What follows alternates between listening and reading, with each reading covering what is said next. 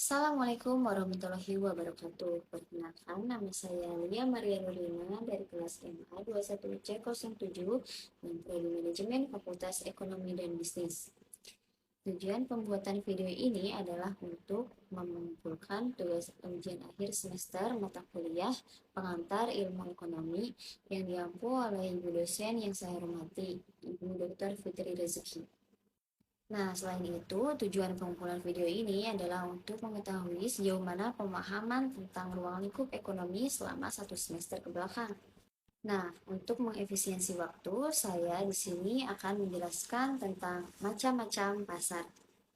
Adapun pembahasan yang akan dibahas dalam video ini yaitu definisi pasar, pembagian pasar, persaingan sempurna, monopoli, monopoligistik, dan juga oligopoli, pengertian pasar.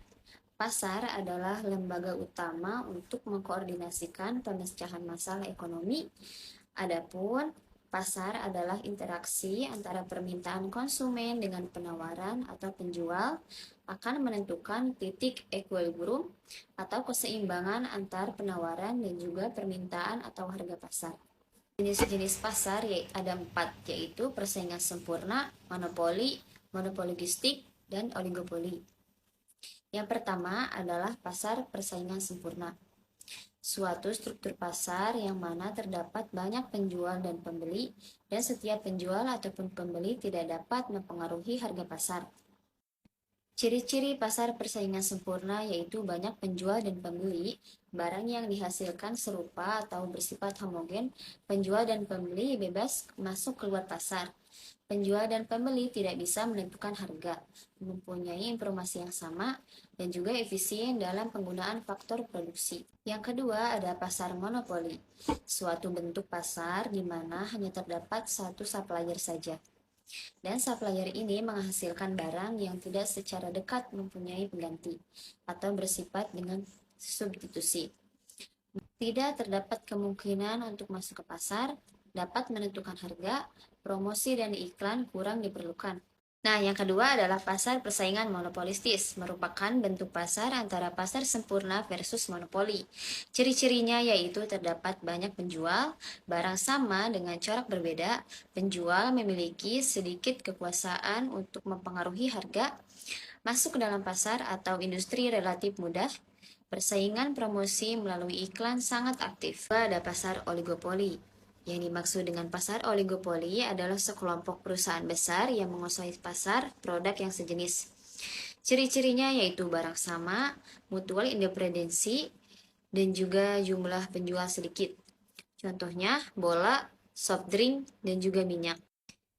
Nah, mekanisme pasar yaitu menunjukkan interaksi antara pembeli dan juga penjual dalam menentukan jumlah barang yang akan dijual atau dibeli pada berbagai tingkat harga. Kondisi ideal untuk menjawab pertanyaan barang apa yang akan diproduksi di negara-negara maju, hal ini terbukti efektif untuk mewujudkan kesejahteraan masyarakat. Adapun kebaikan mekanisme pasar, yaitu memberikan informasi yang lebih tepat, merangsang pengusaha untuk mengembangkan kegiatan mereka, merangsang untuk memperoleh keahlian, dan juga menggalakkan penggunaan dana dari faktor produksi secara efisien, dan juga memberikan kebebasan yang tinggi kepada masyarakat untuk melakukan kegiatan ekonomi. Lalu ada kebaikan ekonomi pasar bebas. Faktor produksi akan dipergunakan secara efisien. Kegiatan-kegiatan ekonomi ini diatur dan diselaraskan secara efisien. Pertumbuhan ekonomi yang teguh dapat diwujudkan. Pelaku kegiatan ekonomi diberikan kebebasan untuk melakukan kegiatan ekonomi yang disukainya. Keburukan mekanisme pasar, yaitu kebebasan yang tidak terbatas akan menindas golongan tertentu.